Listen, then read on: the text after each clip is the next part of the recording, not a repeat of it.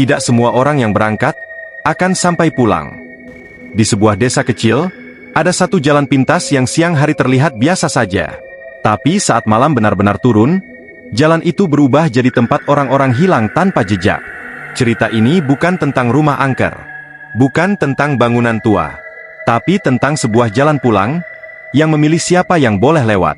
Kisah ini diceritakan ulang dari kejadian nyata yang pernah menggegerkan warga desa. Nama dan tempat disamarkan, tapi peristiwanya benar-benar terjadi. Dengarkan sampai akhir, karena mungkin jalan yang sama pernah kamu lewati tanpa sadar. Sebelum cerita dimulai, pastikan kamu subscribe dan aktifkan lonceng notifikasi, supaya kamu tidak ketinggalan kisah-kisah horor nyata lainnya. Dan kalau kamu pernah mengalami kejadian aneh di jalan sepi saat malam hari, tuliskan ceritamu di kolom komentar. Sekarang, matikan lampu dan dengarkan baik-baik. Tidak ada yang aneh dari jalan itu jika dilihat di siang hari. Jalan desa biasa, sempit, tanahnya padat, diapit sawah dan kebun singkong milik warga. Setiap pagi dilewati petani, setiap sore dilalui anak-anak pulang mengaji. Tapi orang-orang kampung sepakat pada satu hal yang tidak pernah tertulis. Jalan itu tidak pernah dipakai setelah malam benar-benar turun. Cerita ini bermula dari seorang lelaki bernama Arman. Arman bukan orang kampung situ. Ia hanya pulang setelah hampir 3 tahun merantau di kota sebagai buruh bangunan. Kepulangannya bukan untuk liburan, melainkan karena ibunya jatuh sakit dan harus dirawat di rumah. Sejak sore itu, pikirannya tidak tenang. Tubuhnya lelah, kepalanya berat, dan hatinya penuh rasa bersalah karena merasa terlalu lama meninggalkan rumah. Malam itu, setelah mengantar ibunya ke puskesmas kecamatan, Arman memilih pulang sendiri. Jam sudah menunjukkan lewat pukul 10 malam. Angkot terakhir sudah tidak ada. Jalan besar memutar jauh, sementara ada satu jalan pintas yang bisa memangkas waktu hampir setengahnya. Jalan itulah yang dipilih Arman. Saat pertama kali menginjakkan kaki di sana, hujan baru saja reda. Tanah masih basah. Bau lumpur bercampur daun busuk tercium jelas. Anehnya, tidak ada suara apapun. Tidak ada suara jangkrik. Tidak ada suara kodok. Sunyi yang terasa terlalu bersih untuk sebuah desa. Arman berjalan pelan, menundukkan kepala. Lampu ponselnya ia nyalakan sekedarnya. Cahaya putih memantul di tanah, menampakkan jejak air hujan yang belum mengering. Langkahnya terdengar jelas, terlalu jelas, seolah tidak ada suara lain yang menemani. Beberapa menit pertama, tidak terjadi apa-apa. Sampai Arman merasakan sesuatu yang membuat tengkuknya dingin. Ia merasa tidak sendirian. Bukan suara, bukan bayangan, tapi perasaan seperti ada yang berdiri di belakangnya, mengikuti setiap langkahnya dengan jarak yang tidak berubah. Ia menoleh cepat ke belakang. Tidak ada siapa-siapa. Jalan itu lurus, tanpa tikungan. Jika ada orang, seharusnya terlihat. Arman menghela nafas, mencoba menertawakan pikirannya sendiri. Ia menganggap semua ini hanya efek lelah dan pikiran yang kacau. Ia melanjutkan berjalan. Belum sampai 10 langkah, suara langkah lain terdengar. Arman berhenti lagi. Suara itu ikut berhenti. Kali ini, jantungnya berdegup lebih keras. Ia mencoba memanggil, suaranya dibuat setenang mungkin. Tidak ada jawaban. Hanya kesunyian yang terasa semakin tebal. Arman mulai berjalan lebih cepat. Suara itu ikut bergerak. Jaraknya tetap. Tidak mendekat, tapi juga tidak menjauh. Di kejauhan, di dekat pohon asem besar yang sudah ada sejak lama, Arman melihat sosok berdiri di tengah jalan. Seorang perempuan. Rambutnya panjang menutupi wajah. Pakaian putihnya tampak kusam, seperti tidak pernah kering. Langkah Arman melambat dengan sendirinya. Kakinya terasa berat. Saat ia mendekat, ia menyadari sesuatu yang membuat darahnya serasa berhenti mengalir. Kaki perempuan itu tidak menyentuh tanah. Perempuan itu mengangkat kepalanya perlahan.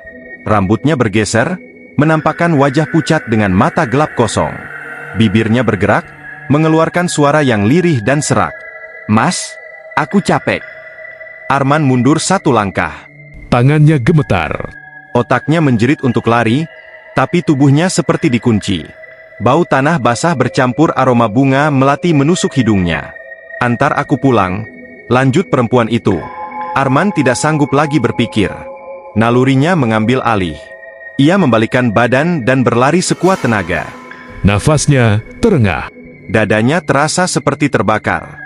Jalan yang seharusnya hanya beberapa ratus meter terasa memanjang tanpa ujung. Ia berlari, dan terus berlari. Namun anehnya, pohon asem itu selalu muncul lagi di depannya, seolah ia berputar di tempat yang sama. Dan di belakangnya, suara langkah itu kini terdengar lebih dekat. Lebih berat. Lebih dari satu. Arman mulai menangis sambil berlari. Menyebut nama ibunya, menyebut nama Tuhan, berharap semua ini hanya mimpi buruk yang akan segera berakhir. Tapi malam itu, mimpi buruk Arman baru saja dimulai. Arman berhenti berlari ketika kakinya tak lagi sanggup menopang tubuhnya. Nafasnya tersengal, dadanya terasa seperti diremas dari dalam. Ia menunduk, kedua tangannya bertumpu di lutut, mencoba mengatur nafas sambil menahan tangis yang masih tersisa di tenggorokannya. Saat ia berani mengangkat kepala, jantungnya kembali berdegup keras. Ia masih berada di jalan itu. Pohon asem besar berdiri beberapa meter di depannya. Batangnya yang tua tampak hitam oleh lembab, daunnya bergoyang pelan meski tak ada angin. Jalan tanah yang ia injak masih sama, basah, lengket, dan sunyi. Seolah semua lari paniknya barusan tidak pernah terjadi. Arman memutar badan. Di belakangnya, jalan itu memanjang lurus, kosong, tanpa satupun tanda kehidupan. Tidak ada rumah. Tidak ada lampu, tidak ada suara. Enggak mungkin, gumamnya pelan. Ia melangkah perlahan, kali ini lebih hati-hati. Setiap langkah terasa diawasi. Lampu ponselnya masih menyala, tapi cahayanya terlihat lebih redup, seperti terserap oleh gelap di sekitarnya. Jam di layar ponsel menunjukkan pukul 22.47. Angka itu tidak berubah. Arman terus berjalan, mencoba mengingat arah, mencoba menghitung langkah. 10, 20, 30. Tapi setelah beberapa menit, pohon asem itu muncul lagi di depan matanya. Keringat dingin mengalir di pelipisnya. Ia sadar, ia tidak sedang tersesat biasa. Jalan ini, seperti melipat dirinya sendiri. Saat itulah bau melati kembali tercium. Tipis, tapi jelas. Lebih kuat dari sebelumnya. Arman berhenti. Di bawah pohon asem itu, sosok perempuan tadi berdiri lagi. Kali ini lebih dekat. Rambutnya masih menjuntai menutupi wajah, tapi kepalanya sedikit miring, seolah sedang memperhatikan Arman dengan rasa ingin tahu. "Mas?" Suaranya terdengar lagi. Tidak keras. Tidak juga lembut. "Kenapa larinya jauh?" Arman mundur selangkah. Tangannya gemetar hebat. Mulutnya kering, tapi ia memaksakan suara keluar. Aku mau pulang." Perempuan itu tertawa kecil. Suaranya serak, patah-patah. Seperti suara daun kering diremas pelan. "Ini juga jalan pulang," katanya. Perempuan itu melangkah maju. Tubuhnya tidak berjalan seperti manusia. Ia meluncur pelan, kakinya tetap tidak menyentuh tanah. Setiap ia mendekat, udara di sekitar Arman terasa makin dingin. Kulit lengannya meremang, bulu kuduknya berdiri kaku. Arman memejamkan mata sambil membaca doa seingatnya. Bibirnya bergerak cepat, suaranya bergetar. Dalam hatinya, ia hanya ingin satu hal, keluar dari jalan ini, apapun caranya. Ketika ia membuka mata lagi, perempuan itu sudah berdiri tepat di depannya. Wajah pucat itu kini terlihat jelas. Matanya hitam pekat, seperti lubang tanpa dasar. Bibirnya tersenyum tipis, tapi senyum itu tidak pernah sampai ke mata. "Antar aku sebentar aja," bisiknya. "Habis itu, kamu bisa pulang." Tangan dingin tiba-tiba mencengkeram pergelangan tangan Arman. Sentuhannya membuat seluruh tubuh Arman kaku. Dingin itu tidak seperti es, tapi seperti tanah kuburan yang lembab. Pandangan Arman berkunang. Jalan di sekitarnya mulai kabur. Ia merasa kakinya melangkah tanpa kendali, mengikuti tarikan tangan itu. Di kejauhan, ia melihat sesuatu yang membuat hatinya semakin ciut. Jalan itu berubah. Sawah di kanan kiri menghilang, berganti dengan tanah hitam dan pepohonan tinggi yang rapat. Udara terasa pengap. Cahaya ponsel Arman meredup lalu mati sama sekali. Gelap. Dalam gelap itu, Arman mendengar suara-suara lain. Bisikan. Tanggisan. Langkah-langkah pelan yang tidak terlihat sumbernya. Ia sadar, ia sedang dibawa menjauh dari dunia yang ia kenal. Dan entah kenapa, di saat-saat terakhir kesadarannya sebelum tubuhnya benar-benar menyerah, wajah ibunya terlintas jelas di benaknya. Malam itu, di jalan desa yang seharusnya mengantarkannya pulang, Arman justru melangkah menuju tempat yang tidak pernah ia ketahui keberadaannya. Dan tidak semua orang yang masuk ke sana bisa kembali. Pagi datang seperti biasa di kampung itu, tapi ada satu hal yang tidak biasa. Arman tidak pernah sampai rumah. Ibunya terbangun dengan perasaan gelisah yang tidak bisa ia jelaskan. Sejak subuh, dadanya terasa sesak. Ia menunggu di depan rumah, duduk di bangku kayu sambil menatap jalan kecil yang mengarah ke kebun singkong. Setiap motor yang lewat membuatnya berharap dan kecewa. Arman tidak muncul. Menjelang siang, kabar mulai beredar. Tetangga yang biasa melihat Arman pulang lewat jalan pintas, semalam tidak melihat apapun. Tidak ada yang mendengar teriakan. Tidak ada yang melihat orang berlari. Hanya satu hal yang sama dari semua cerita, malam itu terlalu sunyi. Keluarga Arman mulai panik. Pencarian dilakukan sore harinya. Beberapa warga ikut membantu, menyusuri jalan besar, kebun, sampai ke tepi sawah. Ketika seseorang menyebut jalan pintas dekat pohon asem, suasana langsung berubah. Beberapa orang saling pandang. Ada yang langsung menggeleng. "Jangan ke situ sore-sore," kata seorang lelaki tua pelan. "Apalagi malam." Tapi karena Arman terakhir terlihat memilih jalan itu, mereka tetap berangkat. 7 orang berjalan bersama.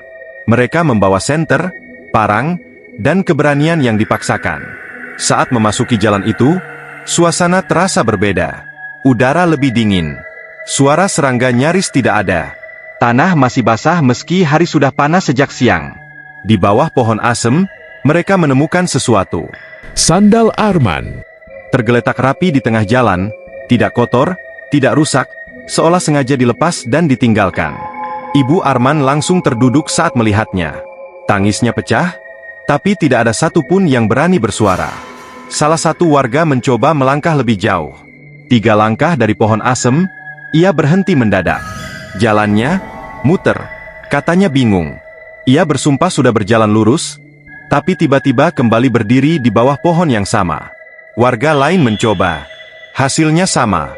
Jalan itu seperti menolak siapapun yang masuk terlalu jauh. Mereka pulang dengan tangan kosong. Malam itu, kejadian aneh mulai terjadi. Ibu Arman mendengar suara langkah di teras rumahnya tepat tengah malam. Seperti seseorang yang berdiri ragu sebelum mengetuk. Ketika pintu dibuka, tidak ada siapa-siapa. Hanya bau tanah basah dan melati yang tertinggal. Di saat yang sama, Arman, entah di mana, perlahan membuka matanya. Ia berdiri di jalan yang sama, tapi bukan jalan desa. Tanah di bawah kakinya hitam pekat. Pohon-pohon tinggi mengelilinginya, rapat dan gelap. Cahaya redup seperti senja yang tidak pernah berubah. Di kejauhan, sosok perempuan itu berdiri membelakanginya. "Kamu capek ya?" katanya tanpa menoleh. Di sini, capeknya berhenti. Arman mencoba melangkah mundur. Tapi kakinya terasa berat. Setiap ia bergerak, suara langkah lain terdengar dari balik pepohonan. Banyak. Satu persatu bayangan muncul. Sosok-sosok samar, wajahnya kosong, matanya hitam. Mereka berdiri diam, menatap Arman tanpa ekspresi. "Ini tempat orang-orang yang jalannya tak sampai," lanjut perempuan itu pelan. Arman berteriak memanggil ibunya. Suaranya tenggelam, seperti diserap udara. Air matanya jatuh ke tanah, tapi tidak meninggalkan bekas. Di dunia nyata, ibunya terbangun sambil menjerit. Ia bermimpi Arman berdiri di depan pintu, wajahnya pucat, matanya kosong. Arman tidak masuk, tidak bicara. Ia hanya menatap lama, lalu menghilang ke arah jalan kecil. Keesokan harinya, seorang sesepuh desa akhirnya bicara. Ia mengatakan sesuatu yang selama ini disimpan rapat-rapat. Jalan itu bukan jalan biasa. Dan pohon asem itu bukan sekedar pohon. Dulu, ada perjanjian. Dan ada harga yang harus dibayar jika ada yang melanggar. Arman, tanpa sadar, telah melangkah melewati batas yang seharusnya tidak ia sentuh. Dan belum tentu, ia masih hidup untuk kembali. Sesepuh desa itu bernama Mbah Wiryo. Usianya sudah lebih dari 70 tahun. Rambutnya memutih seluruhnya, punggungnya membungkuk, tapi matanya masih tajam. Terlalu tajam untuk ukuran orang seusianya. Ia datang ke rumah Arman menjelang maghrib. Begitu menginjak teras, langkahnya berhenti. Ia menghirup udara pelan, lalu menggeleng. "Anakmu belum pergi jauh," katanya lirih kepada Ibu Arman. Tapi kalau kelamaan, dia nggak bakal ingat jalan pulang. Malam itu, Mbah Wiryo menceritakan kebenaran yang selama ini disembunyikan warga. Puluhan tahun lalu, jalan pintas itu bukan jalan. Itu hanya tanah kosong di antara kebun dan sawah. Disitulah pohon asem besar ditanam sebagai penanda, batas antara wilayah manusia dan wilayah yang tidak boleh dilalui. Dulu, ada seorang lelaki yang pulang larut malam setelah bertengkar dengan keluarganya. Ia melewati tanah itu sambil mengumpat, menantang apapun yang ada. Keesokan paginya, yang ditemukan hanya bajunya, terlipat rapi di bawah pohon asem. Sejak saat itu, jalan itu dibuka untuk manusia, tapi tidak pernah benar-benar aman. Yang diambil bukan orang sembarangan, kata Mbah Wiryo. Biasanya yang hatinya sedang kosong, putus arah. Semua itu ada pada Arman malam itu. Ritual dilakukan tepat tengah malam. 7 orang ikut serta. Ibu Arman duduk paling depan, memegang baju terakhir yang dipakai anaknya. Mbah Wiryo menancapkan dupa di tanah dekat pohon asem, membaca doa dengan suara rendah tapi tegas. Udara berubah dingin. Angin berputar di sekitar mereka, meski daun pohon lain tidak bergerak. Bau melati kembali muncul, lebih kuat dari sebelumnya. Arman, panggil Mbah Wiryo. Kalau kau masih ingat ibumu, jawab. Awalnya tidak ada apa-apa. Lalu tanah di depan mereka basah, seperti diinjak kaki yang baru keluar dari air. Jejak itu muncul satu persatu, mendekat. Ibu Arman menutup mulutnya, menangis tertahan. Di balik pohon asem, bayangan berdiri. Itu Arman. Tapi bukan Arman yang mereka kenal. Wajahnya pucat. Matanya kosong, seperti melihat tapi tidak benar-benar sadar. Kakinya tidak sepenuhnya menyentuh tanah. Ibu, suaranya terdengar jauh.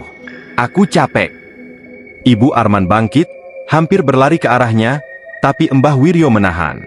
Kalau dia melangkah ke sini sebelum waktunya, bisik Mbah Wiryo, kita semua yang diambil.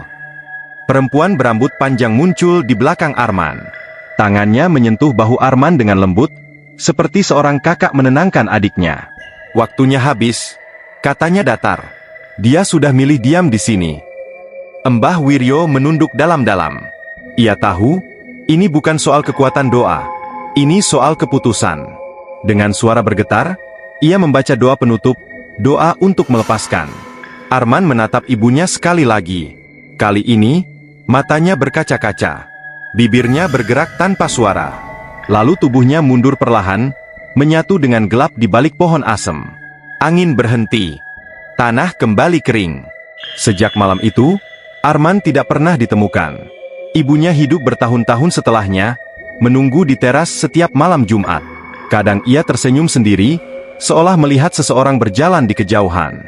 Jalan pintas itu masih ada sampai sekarang. Siang hari, tidak ada yang aneh. Tapi jika kau melewatinya saat malam benar-benar turun, dan tiba-tiba merasa diikuti, jangan menoleh terlalu lama. Karena mungkin, jalan itu sedang menilai, apakah kau layak sampai, atau hanya jadi orang yang pulangnya tidak pernah selesai.